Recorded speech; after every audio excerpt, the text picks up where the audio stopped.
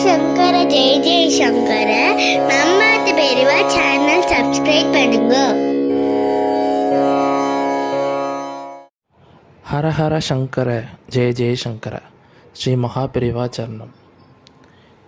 இன்றைக்கி நம்ம பார்க்க போகிற பதிவு 10 திசைகளும் உங்கள் புகழ் பரவட்டும்.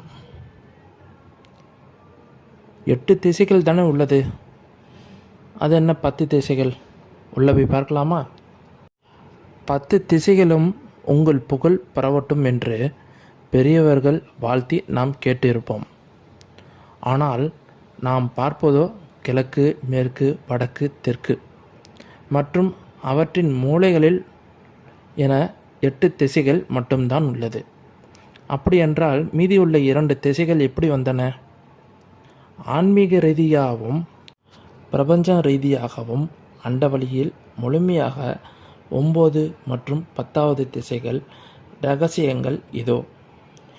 மேல் திசை ஆகாயம், அதிபதி பிரம்மன்.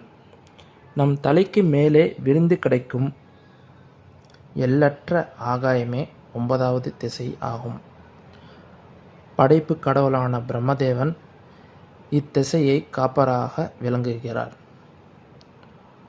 ஆன்மாவின் உயர்வு. இந்த திசை நம்முடைய ஆன்மா உயர் சிந்தனைகளை மட்டுமே ஆன்மீக உன்னதாகவும் விளங்குகிறது.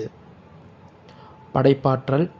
எல்லற்ற ஆகாயத்தைப் போலவே நம்முடைய எண்ணங்களும் கற்பனை திறனும் விரிவடைய இந்த திசையின் ஆற்றல் அவசியம்.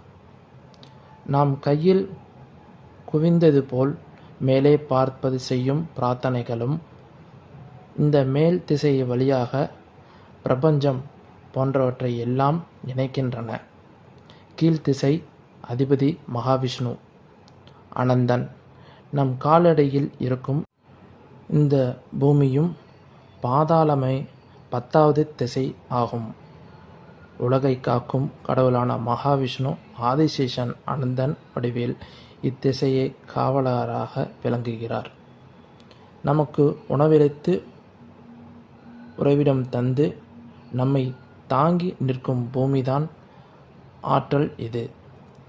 வாழ்வில் அடிப்படை தேவைகளை நிறைவு செய்யும் திசை. பூமி தேவியை போன்ற எல்லற்ற பொறுமையும் வாழ்வில் எல்லற்ற பெரிய புயல் வந்தாலும் அசையாமல் நிற்கும் ஸ்ரீதன்மையையும் இத்திசை நமக்கு தருகிறது.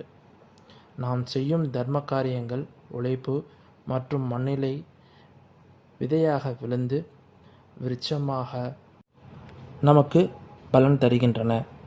கிழக்கு மேற்கு என்று பக்கவாட்டில் மட்டுமே ஓடிக்கொண்டிருக்கும் நம் பார்வையை சற்று மேல் நோக்கி உயர்த்தி உயர் சிந்தனைகளையும் கீழ்நோக்கி பார்த்து பாதாள மனப்பான்பினையும் வளர்த்து கொண்டால் நம் வாழ்க்கை அண்ட சராசரத்தின் ஆசியோடு முழுமையடையும். மேலே ஆகாயம் விஸ்வரூபம் எடுப்போம், கீழே பூமியாய் எல்லோரிடமும் தாங்குவோம். ஹர ஹர சங்கர ஜெய ஜெய சங்கர. ஸ்ரீ மகா பெரிவா சரணம்.